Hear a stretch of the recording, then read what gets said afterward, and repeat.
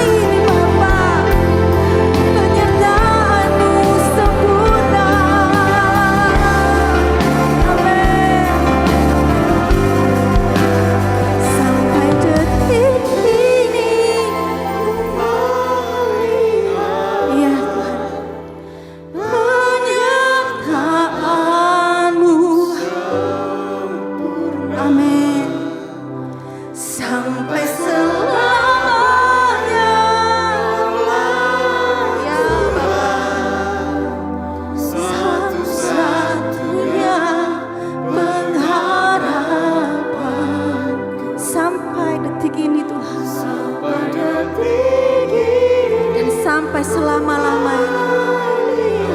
Kami akan terus melihat kebaikan-Mu, penyertaan Tuhan. Terima kasih. Sampai selamanya Kaulah Tuhan, satu-satunya pengharapanku sampai detik ini. Penyertaan-Mu sempurna sampai selamanya. Amin. Satu-satunya pengharapanku sampai detik ini. Ku melihat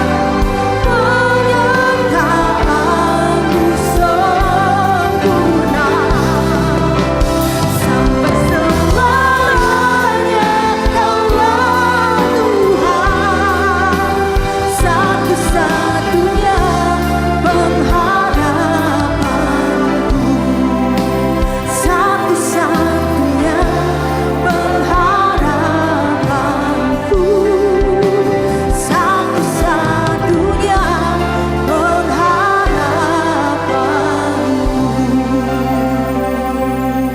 Haleluya, haleluya. Segala puji syukur kami naikkan di dalam nama Tuhan Yesus Kristus. Kami tahu Tuhan penyertaan-Mu yang sempurna Tuhan. Sampai detik ini Engkau telah menolong kami. Dan kami percaya hari-hari ke depan kami Engkau tetap beserta kami Tuhan. Engkau tetap menuntun kami. Engkau tetap memberkati kami. Terima kasih Tuhan, terima kasih. Dan kalau sebentar Tuhan, kami rindu Tuhan mendengar suara-Mu Tuhan. Biarlah Tuhan Kau sendiri yang bersabda Tuhan. Sehingga firman-Mu Tuhan yang ditaburkan Tuhan boleh menjadi kekuatan bagi kami. Amin. Dan sembunyikan hamba-Mu yang akan menyampaikan suara-Mu Tuhan di balik salib-Mu Tuhan. Ya. Biarlah Tuhan Engkau sendiri yang berotoritas Tuhan. Amin. Di hadapan hamba-Mu yang akan menyampaikan firman-Mu Tuhan. Terima kasih Tuhan. Biarlah Tuhan kami boleh duduk diam Tuhan. Oh Tuhan, dengan mengosongkan pikiran hati, pikiran kami Tuhan. Sehingga firman-Mu Tuhan boleh tertanam di dalam hati Amin. kami dan berbuah-buah. Terima kasih Tuhan. Kami Terima serahkan kasih, doa Tuhan. pagi hari ini Tuhan. Hanya di dalam nama Tuhan Yesus Kristus. Terima kasih Tuhan. Haleluya. Haleluya. Amin. Puji Tuhan. Tuhan Yesus baik. Amin. Bapak Ibu Saudara, saya berdiri di hadapan anak-anak Tuhan yang mengasihi Tuhan dan diberkati oleh Tuhan. Puji Tuhan. Yang merasa Tuhan baik, mari sama-sama berkata kepada Tuhan, terima kasih Tuhan. 1, 2, 3. Terima kasih Tuhan. Puji Tuhan. Akan sampai detik ini dan selamanya kita selalu merasakan penyertaan Tuhan yang sempurna. Puji Tuhan, puji Tuhan. Kidung Agung pasal yang keempat ayat 1. Kalau Bapak Ibu Saudara mendapatkan ayat itu bisa berkata amin. Ya, kalau begitu saya membacanya demikian. Mempelai laki-laki memuji mempelai perempuan. Lihatlah cantik engkau, manisku. Sungguh cantik engkau. Bagaikan merpati matamu, di balik telukungmu, rambutmu bagaikan kawanan kambing yang bergelombang turun dari pegunungan Gilead. Bapak Ibu Saudara, dalam kekristenan kita mengenal Yesus sebagai gembala dan kita domba. Di bagian yang lain Alkitab menerangkan Yesus sebagai kepala, kita adalah anggota tubuhnya. Di mana Bapak Ibu Saudara dan saya mesti terhubung seperti dihubungkan oleh leher ini. Sebab kalau tanpa hubungan dengan Yesus, Allah yang menjadi manusia itu untuk mati, hanya untuk mati maksud saya, disalibkan bagi penebusan dosa kita. Saudara, kita akan mati. Kita nggak bisa apa-apa. Dalam Alkitab juga digambarkan Yesus sebagai pokok zaitun yang penuh getah. Lalu kita ini tunas liar. Sebenarnya kita nggak masuk hitungan. Orang-orang Israel jasmani itulah tunas asli. Tapi karena mereka tidak percaya, Yesus dipotong. Lalu Bapak, Ibu, Saudara, dan saya yang orang itu katakan kafir, tunas liar, dicangkokkan jadi satu. Di pohon zaitun yang namanya Yesus yang penuh getah, penuh kemurahan, penuh kebaikan dan lain sebagainya. Saudara-saudara, di bagian yang lain disebutkan bahwa Yesus adalah Bapa dan kita anak. Ini kekristenan yang heran sekali. Kita boleh memanggil Allah yang kudus, sementara kita orang-orang yang penuh dosa. Boleh memanggilnya Bapa. Ada satu hubungan yang baik sekali. Seperti layaknya kita papa, mama dengan anak-anak. Nah, itulah yang digambarkan oleh Alkitab. Tapi pada sore ini kita belajar tentang gambaran yang ada dalam Alkitab. Tertulis dalam Kidung Agung, Bapak, Ibu, Saudara, dan saya. Yang sudah ditebus oleh darah Yesus itu. Kita jadi anaknya. Lahir baru jadi anak. Ya, saudara-saudara, lalu enggak terus anak. Kita tumbuh jadi dewasa. Kekasihnya Tuhan. Saudara, kita punya kekasih yang enggak pernah menyakiti hati kita. Kita punya kekasih yang sangat cinta kita dan lain sebagainya. Itulah Yesus. Bisa berkata amin? Kitab Kidung Agung berisi tentang kisah asmara antara Salomo dengan Solamit pada waktu mereka masih muda. Saudara-saudara, kisah asmara ini sangat luar biasa di mata Tuhan sampai dijadikan gambaran waktu mereka masih muda ya. Saudara-saudara, hubungan yang mesra sekali, yang intim begitu rupa. Ini bukan waktu nanti setelah dia kaya, setelah punya jabatan tinggi jadi raja, lalu Salomo kita tahu bersama jatuh kepada banyak perempuan. Ini warning bagi kita. Kalau Bapak, Ibu, Saudara, dan saya semakin diberkati Tuhan, hati-hati. Banyak sembahyang, lebih dekat sama Tuhan, rajin ibadah. Bisa berkata amin? Bisa jatuh, sungguh bisa jatuh. Kalau sudah punya kedudukan tinggi, sudah punya kekuasaan, sudah Yujen, banyak tambahkan, Yujen, banyak uang ya. Sudah, hati, tidak semua memang, tidak semua orang kaya yang cinta istri mati banyak, cinta mati maksud saya, cinta istri mati banyak. Bahkan mereka yang nggak kenal Tuhan, dan itu sebabnya jangan sampai kita tidak seperti mereka yang tidak kenal Tuhan saja setianya minta ampun. Tapi saudara-saudara, itu yang kita perlu belajar dari Salomo. Waktu dia naik, mulai terkenal, ternama, saudara-saudara kaya, diberkati, saudara-saudara punya jabatan, tumbang dia. Tapi kisah dalam Kidung Agung, kisah asmara waktu Salomo dan gadis Sulamit itu masih muda. Saya berhenti di tempat tadi. Suami, kita mesti takut sama Tuhan pada waktu kita semakin diberkati Tuhan, apalagi semakin diberkati Tuhan. Bisa berkata amin, bapak-bapak? Cuma 2. Amin. Istri-istri, tolong bantu suami supaya ikut menjaga. Ya, suami pun jangan marah. Saya bilang sama istri, mama bemper. Sudah tahu bempernya mobil? Ya, dia di depan. Tolong saya. Ada masukan-masukan, saya buka telinga lebar. Sebab kalau enggak bahaya. Nah, lanjut. Saudara-saudara, ini kisah asmara antara gadis Sulam, Salomo dengan gadis Sulam. Gambaran tentang hubungan cinta Yesus dengan kita, gerejanya, ya.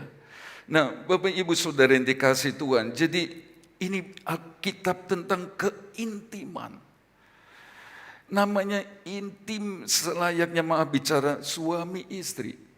Saudara, Alkitab kita ini enggak bohong, enggak cuma yang baik-baik saja, tapi cerita apa adanya. Karena Kidung Agung bicara tentang kitab asmara, keintiman, maka mau tidak mau, sudah kalau baca ayat-ayat selanjutnya di mana organ-organ atau bagian tubuh wanita khususnya dimunculkan. Sehingga beberapa orang berpikir ini kitab terlalu vulgar, ini kitab porno. Saudara, sebenarnya kita harus mengerti bahwa karena bicara tentang keintiman sebagaimana Kristus dan kita yang Tuhan mau kita ingin dekat sekali. Saudara melekat sebab kita butuh Dia, kita nggak bisa jauh dari Dia, kita nggak bisa hidup tanpa Dia. Jadi digambarkan seperti keintiman suami istri. Itulah sebabnya membaca kitab ini nggak mudah. Perlu hikmat Allah, perlu Roh Kudus menerangi, memberi pengertian. Supaya kita ngerti pasti ada maksud. Alkitab bicara tentang Yesus. Kitab-kitab selalu menunjuk kepada pribadi ini.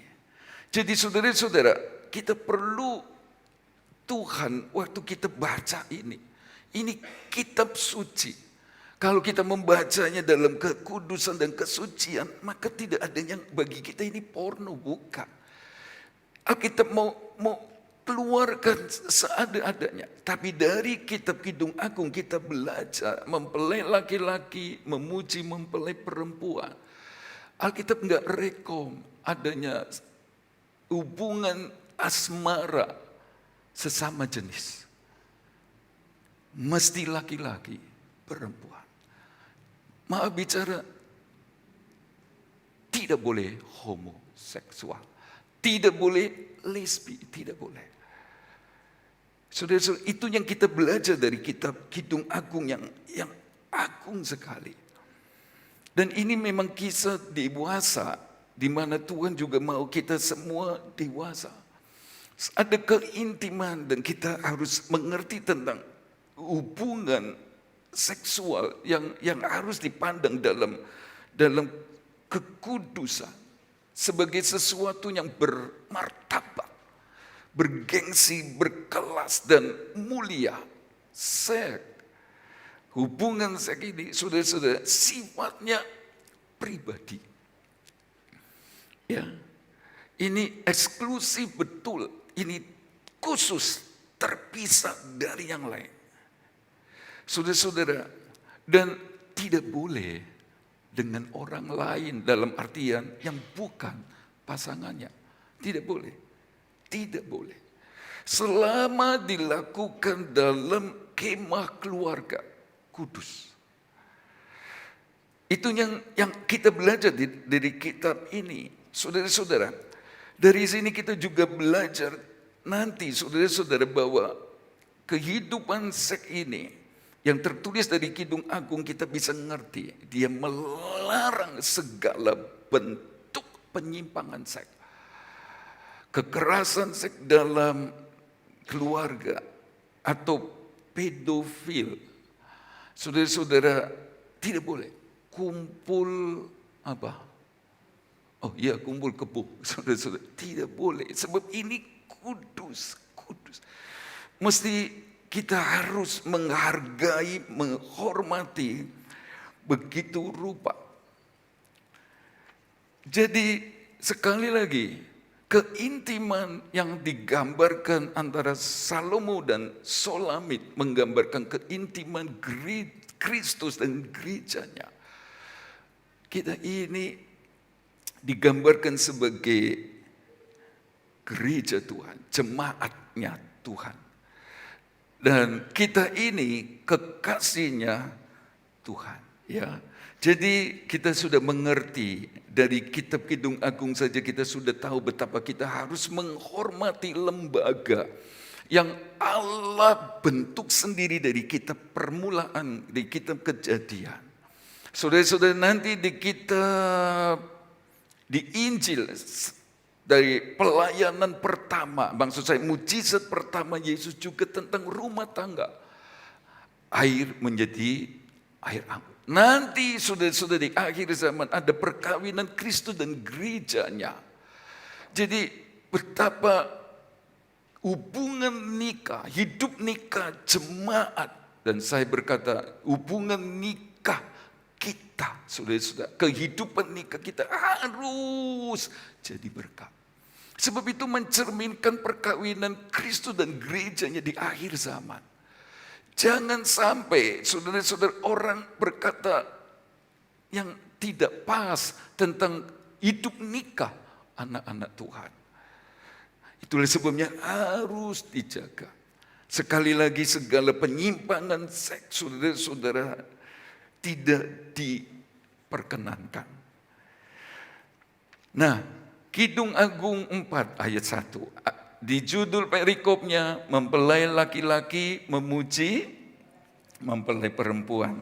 Dia berkata, lihatlah cantik engkau. Apakah suami-suami juga puji istri? Atau sebaliknya? Tambah gemoy. Saudara-saudara, siapa pilih? Dipuji atau dicela? Semua kita ingin dipuji. Nggak ada yang mau dicela. Jadi ya saya mengerti lah kalau masih manten baru, oke, puji-puji. Tapi kalau sudah 20-30 tahun, saya percaya ekspresi seorang pria atau suami, mungkin apalagi laki-laki, saudara. Ya jangan marah istri, nggak biasa kali ya. Untuk memuji-muji, nanti kalau muji-muji pasti ada maunya. Pasti ini, dengaran, saudara-saudara. Tapi saya bisa mengerti, saya ngalami sendiri.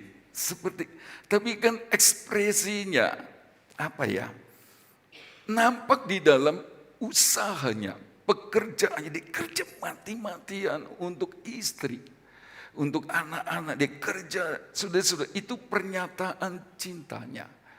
Jadi, tapi ya nggak apa-apalah, sekali-sekali. Kalau pas istri masak enak, tanya, enak Pak? Nggak usah tunggu ditanya. Enak soro ini. Saudara-saudara dimasak terus, saudara-saudara. Tapi saudara ngomong, gak enak ya, kok enak? Masakannya tepot sana. Wah, 3 hari sudah didiem nol nanti. Ya sekali-sekali dipuji. Duh, terima kasih. Tuhan beri kamu jadi istri yang baik dan lain sebagainya. Nah, Bapak Ibu Saudara, kalau sudah tidak bisa memuji, artinya bukan berarti benci, sudah bosan, bukan. Tapi kita mesti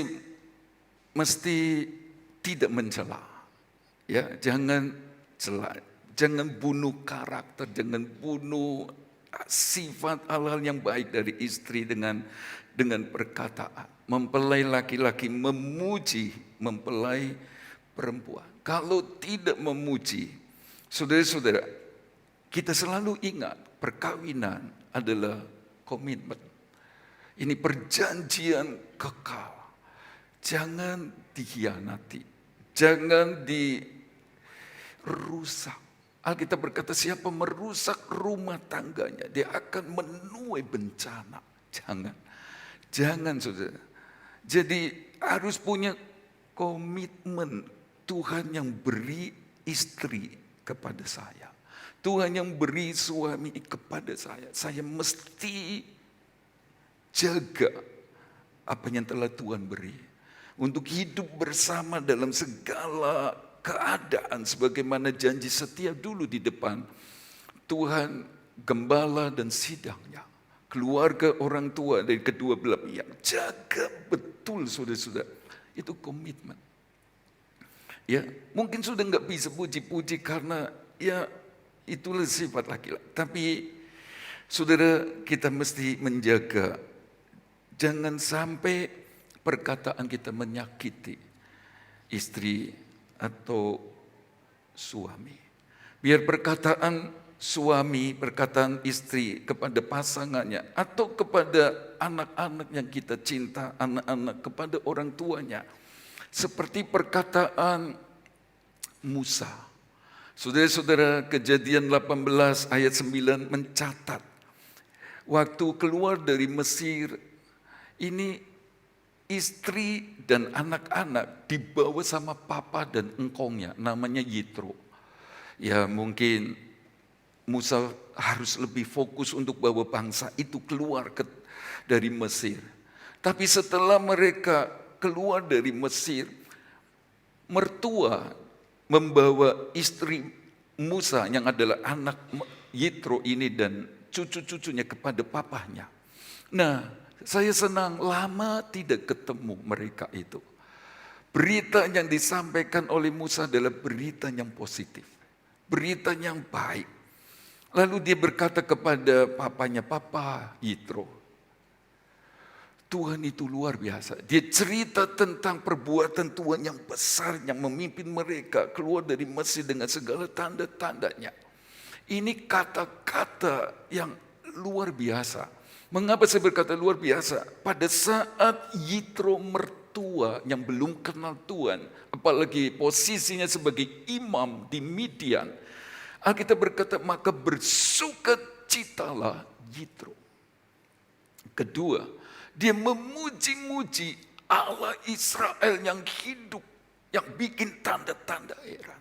Bukan cuma itu, orang kafir ini saudara-saudara bersaksi tentang Allahnya Musa, Allahnya menantunya ini. Bahkan saudara-saudara gambaran di mana akhirnya sang papa mertua ini bawa korban bakaran, korban sembelian, menunjukkan bahwa sekarang dia terima Allahnya Musa. Kenapa suami, kenapa istri diajak beribadah, cek angele. Kenapa mertua diajak pergi gereja, gak mau. Kenapa menantu diajak ke gereja? Padahal kita sudah ngerti bagus loh, ngundang, ngajak itu baik sebab kita tahu keselamatan. Tidak ada di dalam nama siapapun juga di bawah kolong langit ini, kecuali dalam nama Yesus. Dia berkata, akulah jalan, kebenaran, dan hidup. Tidak ada seorang pun sampai kepada Bapa kalau tidak melalui. Ini sudah benar usaha-usaha. Tapi kenapa enggak mau? Sebab bisa jadi perkataan kita tidak mendatangkan kasih karunia Allah. Sebagaimana Efesus 4 ayat 30 katakan. Musa ngerti. Sekalipun dia gak ngajak-ngajak, maksa-maksa. Tapi dia mau jadi berkat lewat perkataannya. Dan saudara-saudara, waktu Yitro dengar kata-kata dari Musa, dia beroleh kasih karunia.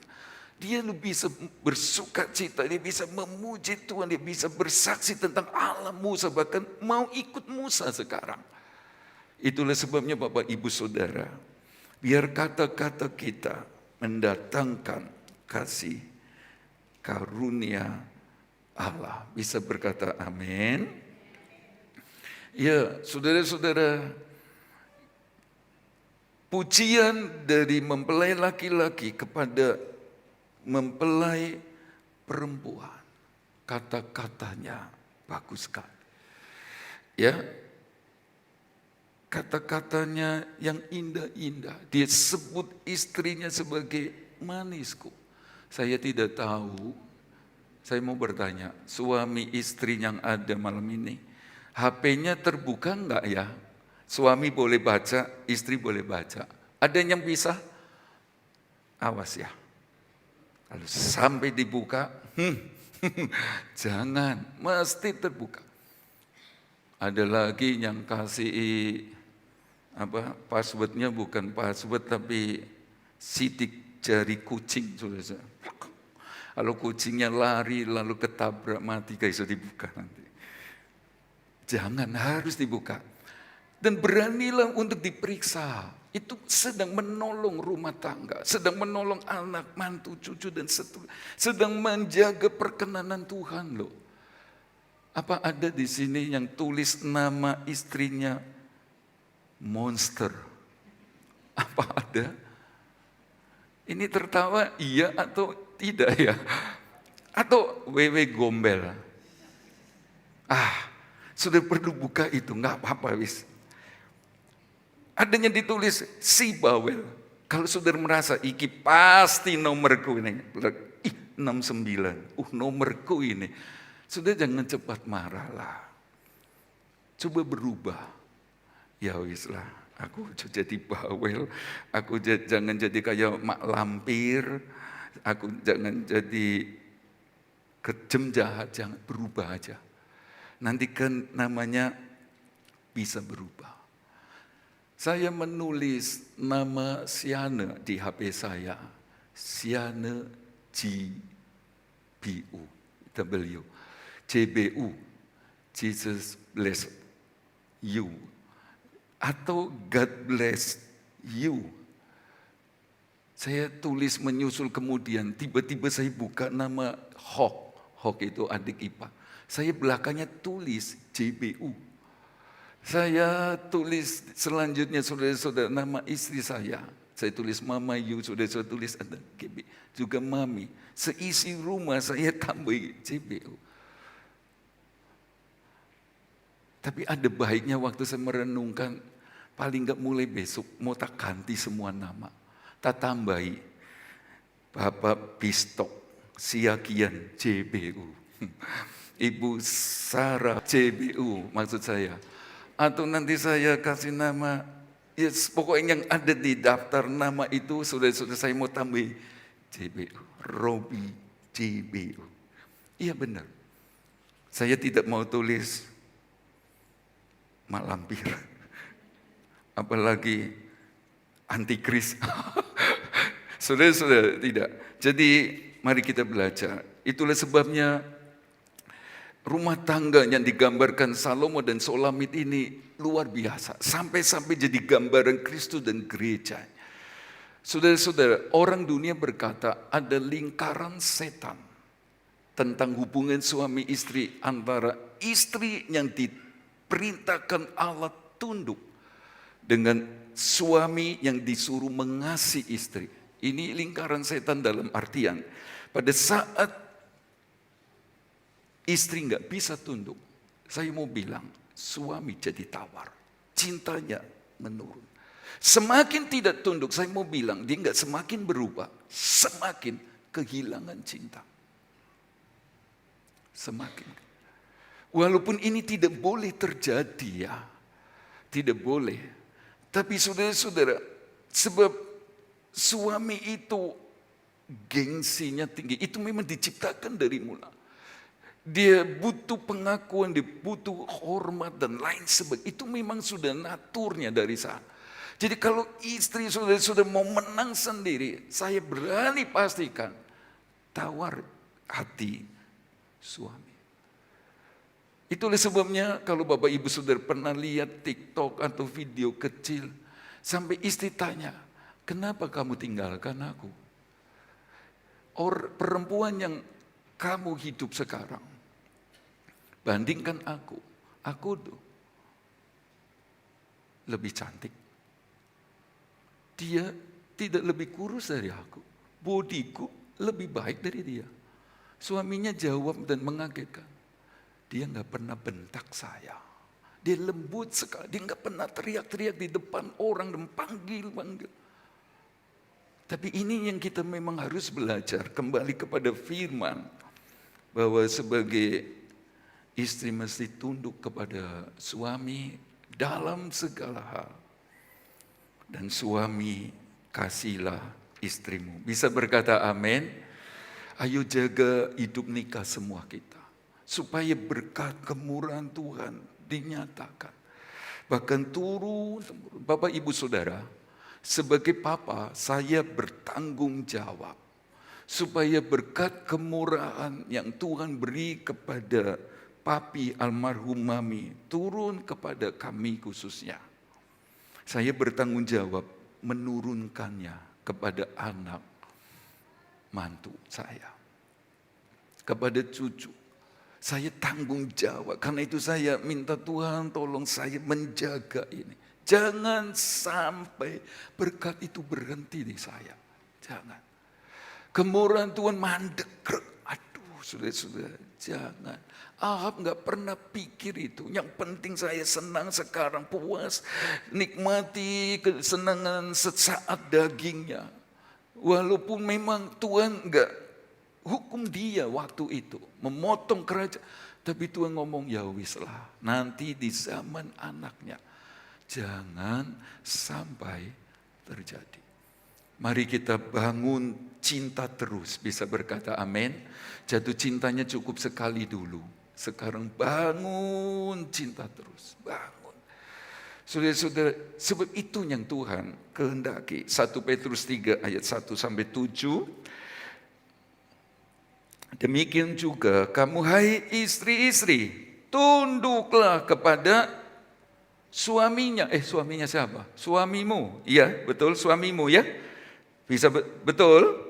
Supaya jika ada di antara mereka yang tidak taat kepada firman, mereka juga tanpa perkataan dimenangkan oleh kelakuan istrinya. Jika mereka melihat bagaimana murni dan salehnya hidup istri mereka itu. Istri, ayolah lebih saleh, lebih beribadah, lebih sungguh-sungguh. Kasih porsi lebih untuk lebih dekat sama Tuhan dalam pembacaan Alkitab, dalam saat teduh, dalam beribadah.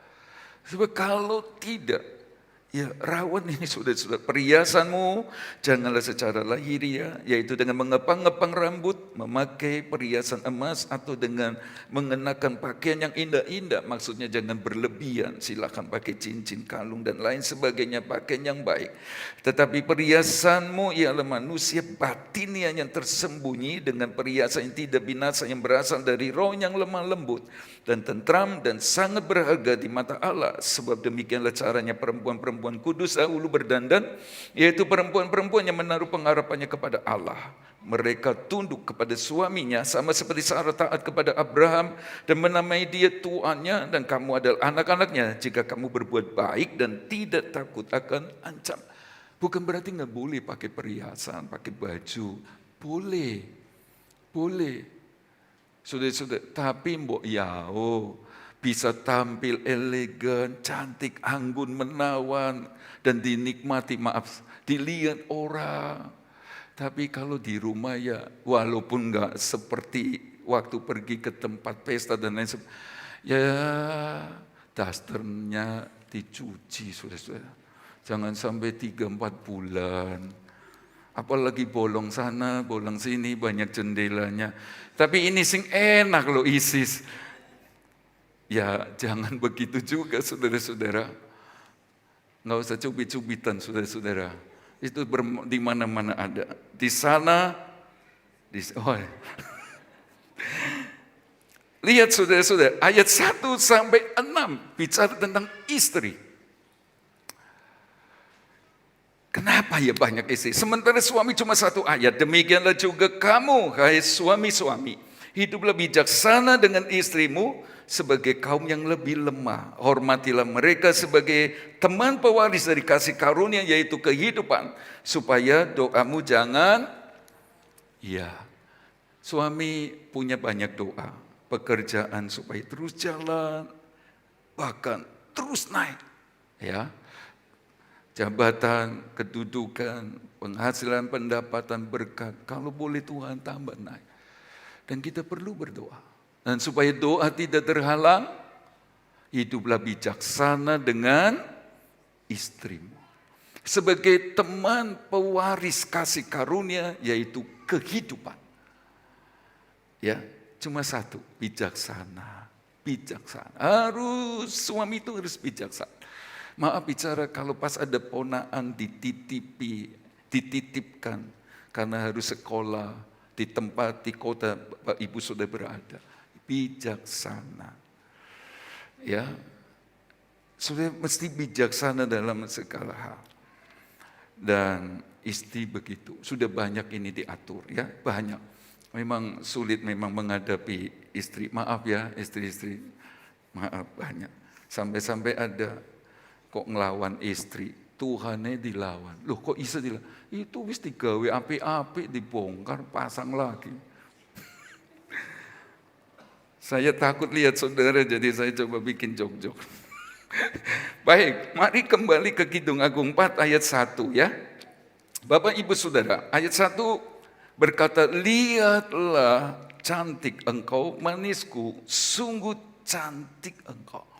Bapak Ibu Saudara, ada ayat berkata, sebab engkau berharga di mata. Kita ini berharga loh ya, sangat berharga. Jangan dengar orang ngomong, saudara-saudara, kamu nggak bisa apa-apa, kamu nggak bisa apa-apa. Wis lah percuma, nggak bisa maju, nggak bisa wis. Ya kapasitasmu di situ. Oh, jangan gitu. Jangan percaya, saudara. Hidup kita ditentukan oleh perkataan firman Tuhan. Amin. Iya, diberkati hak semua kita. Tapi saudara-saudara, yang kita juga melihat, kita berharga. Jangan dengar perkataan negatif. Kita berharga. Itulah sebabnya jangan sia-siakan hidup. Apalagi karena persoalan bunuh diri. Jangan. Kita berharga. Dia tebus kita dengan darah yang mahal. Tapi ayat ini berkata kita seperti kekasih kita, Kristus, sedang memuji jemaatnya. Salomo puji Solamit, gadis Sulamit itu, engkau cantik. Tuhan ngomong kita cantik loh saudara-saudara. Cantik. Jadi jangan sampai Tuhan jadi malu. Karena apa? Karena Tuhan ngomong kita cantik, ternyata orang di luar sana ngomong, tuh kelakuannya elek. Itu tuh wong gereja. Itu tuh pelayan Tuhan.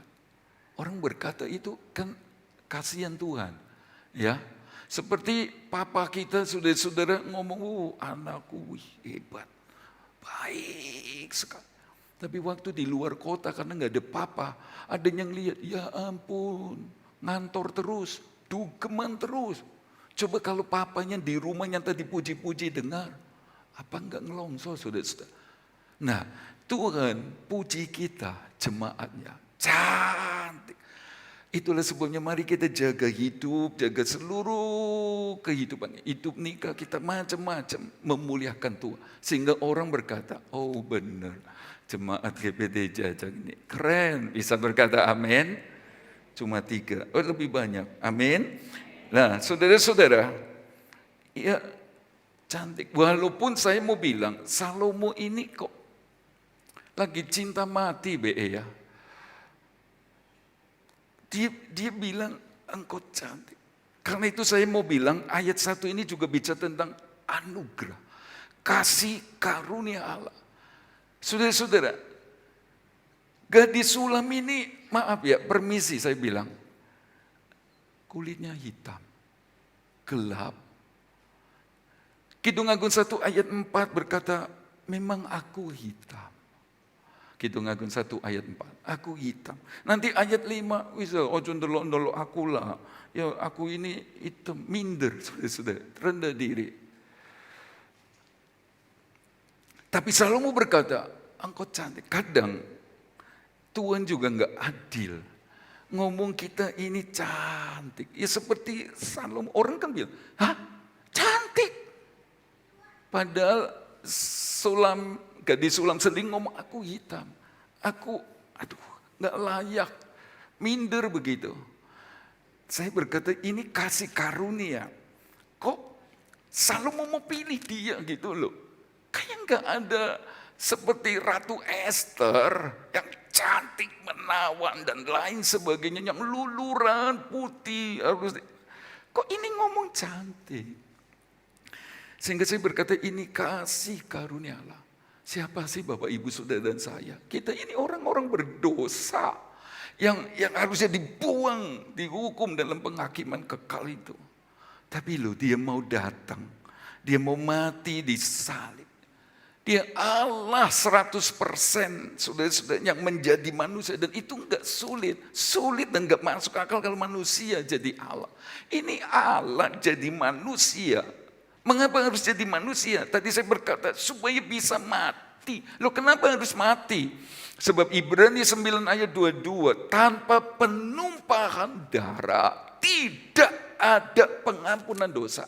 Itulah sebabnya di zaman hukum Taurat sana, saudara-saudara, harus ada penyembelihan binatang supaya darahnya dipercik. Israel diampuni. Nah sekarang saudara-saudara, Tuhan sedang menggenapi bahwa korban itulah dirinya sendiri sekali untuk selamanya di ruang maha suci.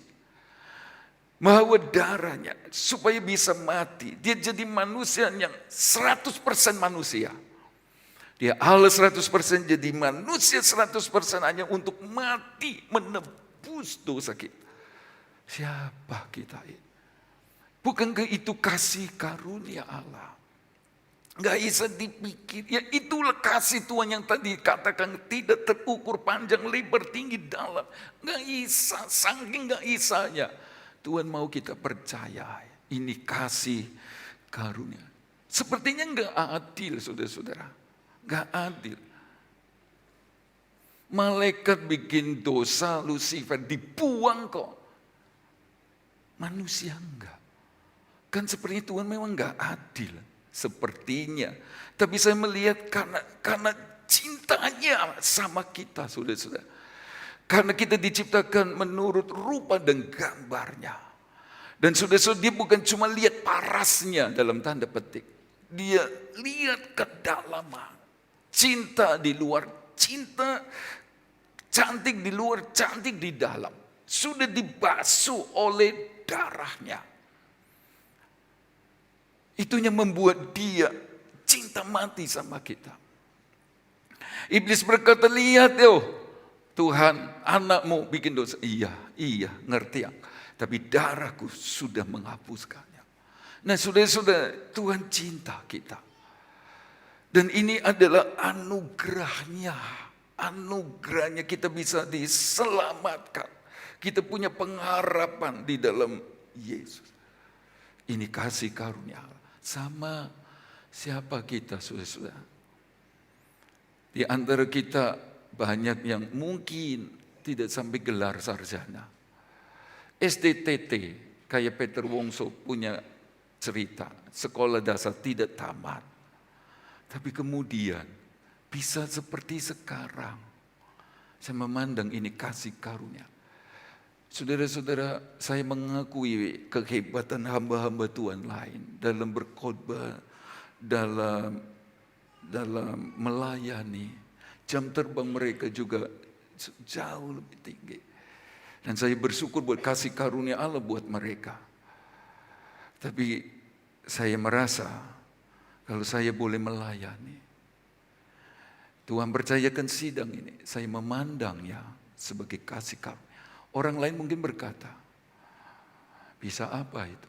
Musik gak bisa, nyanyi juga gak bisa. Gak bisa. Ini seperti Tuhan gak adil. Ngomong juga ya biasa-biasa. Nah itulah yang saya sebut sebagai kasih karunia. Apakah Bapak Ibu Saudara juga merasakan kasih karunia Allah ini juga? Amin. Lalu responnya apa? 1 Korintus 15 ayat 10 berkata, kalau aku ada sebagaimana aku ada sekarang. Itu semua karena kasih karunia Allah. Dan kasih karunia Allah itu tidak kubiarkan sia-sia, percuma gitu aja. Kalau saya diselamatkan, kalau saya punya dosa diampuni, saya boleh melayani, masih dipelihara, diberkati, ditolong, macam-macam. Jangan biarkan kasih karunia Allah sia-sia. Jadilah seperti Paulus. Sebagai ungkapan terima kasih syukur kita sama Tuhan. Sebaliknya aku akan bekerja lebih keras. Prinsip lebih. Lebih baik, lebih sungguh. Itu anak-anak Tuhan yang tahu berterima kasih. Tidak semakin jauh dari itu. Tidak mengurangi jam-jam doanya, jam-jam saat teduhnya, pelayanannya. Oh, tidak. Dia merasa semua karena kasih karunia Allah. Aku mau lebih lagi sama Tuhan. Mari kembali ke Kidung Agung 4 ayat 1. Lihatlah cantik engkau manisku. Ayat 1 bagian A. Masih panjang tapi saya mau sedikit lagi saja, nanti kita sambung kapan hari. Ayat 7. Engkau cantik sekali, manisku, tak ada cacat celah padamu. Saudara-saudara, di ayat 1 pujian mempelai laki-laki tentang mempelai perempuan. Kristus puji jemaat sebagai pribadi yang cantik. Saudara-saudara, tapi nanti di ayat 7, engkau cantik sekali. Terjemahan lain berkata, engkau cantik seluruhnya, cantik seutuhnya. Itu berarti bukan cuma yang nampak di luar.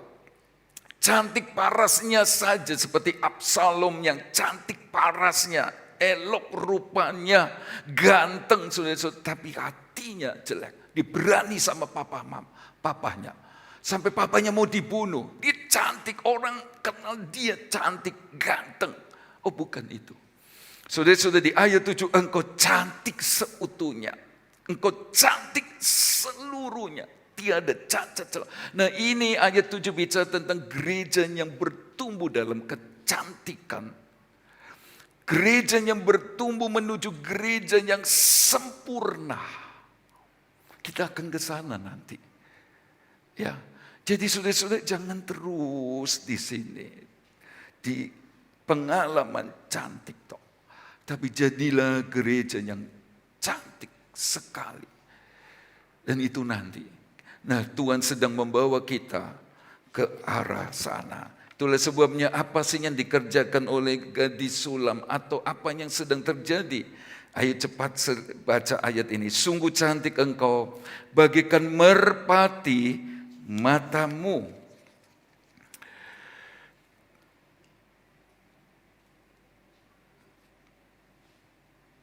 Di balik telukungmu, di balik cadar. Nah saudara-saudara, pengantin dulu, saudara-saudara, lagi acara, saudara-saudara, mesti ditutup cadar. Itulah sebabnya kita tahu kalau ada pemberkatan pernikahan, cadar itu ditutup. Sebenarnya ini bicara tentang keaslian. Ini original. Belum pernah dibuka segelnya. Itulah sebabnya tadi pagi saya pesan kepada remaja pemuda, jangan pernah, maaf bicara, lakukan seks di luar nikah. Dia seperti anak panah yang tembus, kata Amsal 7. Kaisar lupa, lebih dari itu bayang-bayang ketakutan, bayang-bayang tuduhan, merasa bersalah terus. Perkenanan Tuhan hilang. Jagalah perkawinan, kekudusan pernikahan. Hormati tempat tidur, kata Ibrani 13 ayat 5. Tapi juga hiduplah dalam kekudusan, Bapak Ibu Saudara. Hiduplah dalam ori. Dan dia bilang, matamu seperti merpati. Mata itu katanya jendela apa? Otak. Menurut ilmu psikologi, saudara-saudara, ada pembuluh darah kecil di belakang mata kita ini, saudara-saudara, yang bisa mengungkapkan seberapa sehat otak kita. Ya, sebelum-sebelumnya menurut catatan saudara-saudara, adanya menghubungkan ukuran pembuluh darah di mata kita dengan risiko sakit penyakit lain seperti demensia, stroke dan jantung. Bisa kelihatan. Jadi mata ini bisa jadi gambaran. Mata ini jendela hati.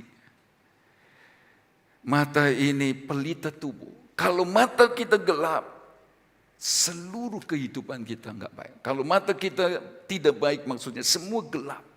Kalau mata kita terang, semua baik. Artinya tangan, perbuatan kita, hidup kita memuliakan Tuhan. Nah, jemaat ini digambarkan gadis sulam yang matanya kayak merpati. Saudara, mata jendela hati, bicara tentang nggak bisa ditipu. Kelihatan di mata kita, kelihatan. Nggak bisa, dia jujur sekali. Lagi nggak seneng ya matanya kelihatan.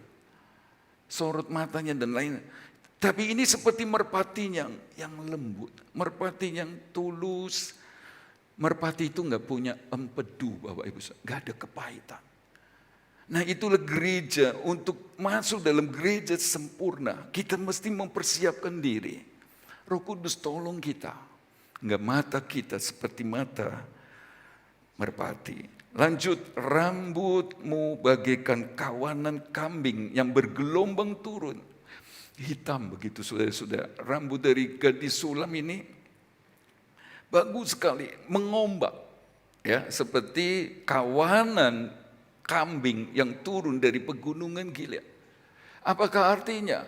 Saudara-saudara, rambut bicara tentang penyerahan diri, penyembahan, penyerahan diri seperti Simpson jadi nasir Tuhan, mengabdi sama Tuhan, rambut gak boleh dipotong. Seperti wanita yang mengurapi kaki Yesus lalu diseka dengan rambut, itu bicara tentang penyembahan. Nah, rambutmu bagaikan kambing yang bergelombang. Kawanan kambing yang turun di pegunungan, ngombak, bagus sekali, hitam sekali. Dan ini gambaran Gilead, sebuah pegunungan yang subur di mana banyak ternak di sana. Dan dari ternak-ternak ini sudah dijadikan korban. Apakah arti ini? Tuhan mau setiap Bapak Ibu Saudara dan saya berikan hidup sebagai korban kepada Tuhan. Roma 12 ayat 1, karena itu demi kemurahan Allah, aku menasihatkan kamu supaya kamu mempersembahkan tubuhmu sebagai persembahan yang hidup, kudus, dan yang berkenan. Itulah ibadahmu yang, terjemahan lain berkata, itulah ibadahmu yang masuk akal. Seperti mulai dengan kata demi kemurahan Allah, karena Kristus telah mati. Karena Yesus sudah berbuat banyak yang baik. Cengli kalau Bapak Ibu Saudara dan saya mempersembahkan hidup sama Tuhan. Ini Tuhan hidupku, pimpinlah aku. Ini cengli. Masuk akal. Gak masuk akal, sudah terima keselamatan, dosa diampuni dan lain sebagainya. Saudara-saudara dan saya tidak mempersembahkan hidup, kehidupan yang menyenangkan Tuhan. Gak masuk akal. Piye karpe. Ya seperti anak lah, sudah dibesarkan, sekolahkan, kuliahkan, masih dipikirkan pekerjaan. Bukan berarti tergantung orang tua. Tidak sedikit anak-anak dipercaya orang tua, malah lebih besar, lebih gede banyak. Tapi coba kalau dia lupa. Orang tua nggak nuntut beri apa-apa, diberi apa. Ya bisa dipercaya jalan usaha dengan baik. Takut Tuhan, hormat, dijagalah, jaga nama baik. Sebenarnya itu cukup. Dan itu masuk akal. Sebab orang tua kan sudah buat semua.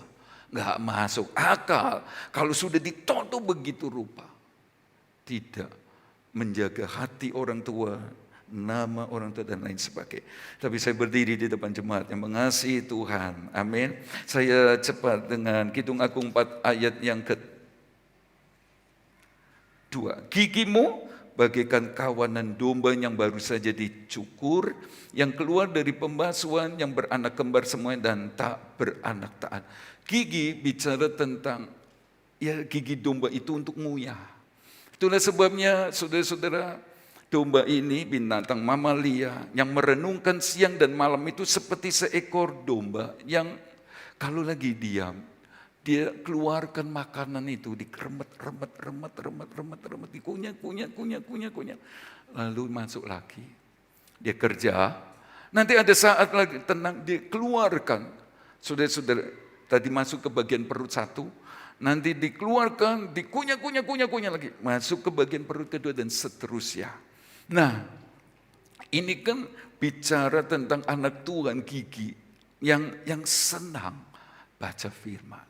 Yang senang belajar firman, merenungkan siang dan malam terus belajar. Itu kesukaan, saudara-saudara. Kalau baca Alkitab ini kesukaan. Tapi bukan cuma kesukaan membaca firman, merenungkannya. Tapi dia seperti domba yang dicukur. Dombanya dicukur karena lihat ini bisa cast down ini bisa ambruk ini. Apalagi dikejar binatang buas mati, kapoten bulu. Jadi mesti dipotong. Itu bicara tentang ketaatan. Sudah lihat kalau bulu-bulu domba sudah waktunya dipotong, dibawa ke tempat penjagalan, diputar-putar, diguling-guling, dia main. Taat. Dia bukan cuma merenungkan, dia mau taat. Dia taatnya pada firman, bukan taat kepada yang lain, kepada omongan orang dan lain sebagainya. Pokoknya kalau itu firman Tuhan, saya mesti lakukan. Firman Tuhan bilang apa? Rajin ibadah. Firman Tuhan bilang apa? Ayo melayani supaya terima mahkota waktu Tuhan datang. Ampuni dosa, ampuni salah yang lain dan sebagainya. Saudara-saudara, itulah domba yang dicukur seperti yang keluar dari pembasuhan bersih karena kita menurut firman. Lalu yang beranak kembar berlimpah-limpah, itulah sebabnya kalau Bapak Ibu Saudara mau melihat berkat Tuhan, jadilah jemaat yang nurut kayak domba. Terima kasih buat papi mami yang menurut. Kami boleh menikmati anak-anaknya diberkati. Yang tidak beranak nggak ada. Artinya apa? Tuhan nggak pernah tinggalkan anak-anak Tuhan yang taat. Saya lanjut dengan bagikan seutas pita kermisi bibirmu, warnanya merah. Itu bicara tentang bibir yang dibasuh oleh darah Yesus. Dan elok mulutmu bagikan belah buah delima dan seterusnya. Saudara-saudara, perkataannya sudah disucikan. Mulutnya elok. Perkataannya berkat, perkataannya baik, perkataannya membangun, perkataannya membawa orang lebih dekat sama Tuhan, lebih cinta Tuhan, lebih nurut sama.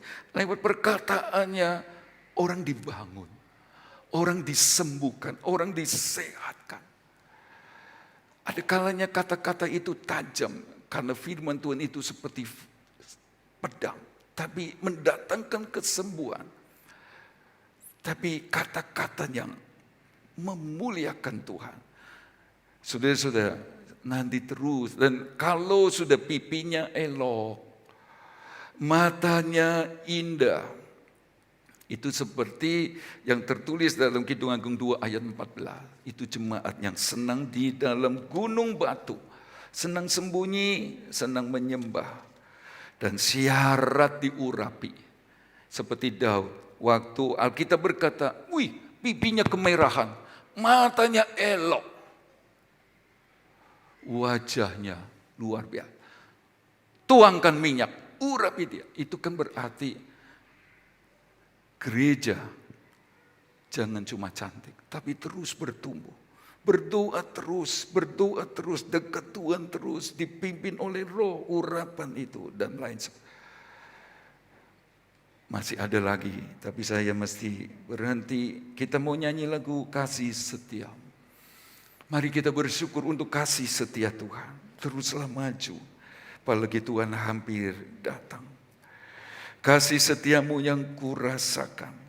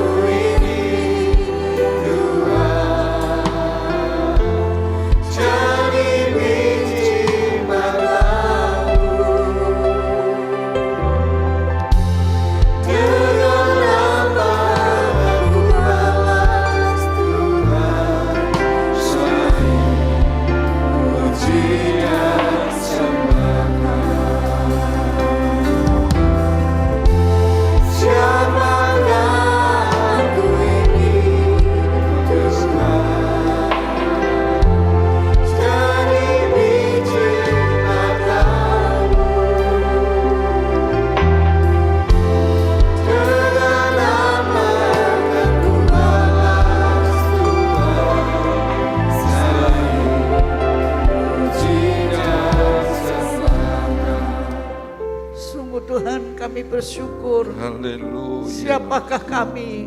Kami adalah orang yang berdosa. Tetapi karena kasih karunia-Mu Tuhan, Amin, Tuhan. Engkau sudah memanggil kami. Engkau sudah menyelamatkan jiwa kami. Biarlah Tuhan, hidup kami untuk Engkau. Hidup kami untuk menyenangkan hati Ya. Engkau. Hidup kami berkenan di hadapan Engkau. Benar Tuhan. Supaya hidup kami layak di hadapan Engkau. Kau mau pimpin setiap kehidupan kami sidang jemaat Tuhan. Benar Tuhan. Lewat firman-Mu, setiap kami dengar firman-Mu, Roh Kudus yang akan mengerjakan firman-Mu, sehingga hidup kami boleh dipimpin Roh Kudus. Amin. Dan hidup kami berkenan kepada Tuhan, sesuai apa yang menjadi kehendak-Mu ya Tuhan. Ya. Tuhan, Engkau tolong kami, kuatkan iman kami, Amin. sehingga hidup kami menjadi berkat ya Tuhan. Hidup kami memperkenankan Engkau, dan nama Tuhan boleh dipermuliakan ya Amin. Tuhan. Sehingga kami boleh menerima janji-janji firman-Mu. Apabila hidup kami berkenan, Tuhan layak Engkau memberkati kami. Ya. Engkau menolong kami, baik di dalam keluarga kami, baik di dalam rumah tangga kami, Amin. baik di dalam pekerjaan kami. Ditolong Tuhan, diberkati Tuhan. Tuhan, Engkau tolong kami semua. Biar Roh Kudus melalui firman-Mu, Engkau bekerja dalam Amin. setiap kehidupan kami. Sehingga janji-janji firman-Mu, Engkau boleh genapkan dalam setiap kehidupan Benar, kami. Tuhan. Terima kasih Tuhan. Engkau memberkati kami semua pagi hari ini yang sudah berbakti. Tuhan, tolong kami. Ya. Tolong kami ya Tuhan. Kuatkan dan mampukan kami. Hidup Amin. kami sesuai dengan hendak-Mu dan firman-Mu ya Tuhan. Terima kasih Tuhan, biar firman-Mu meteraikan dalam setiap hati kami. Dan doa kami mohon hanya di dalam Dalam nama nama Tuhan Tuhan Yesus. Yesus Kristus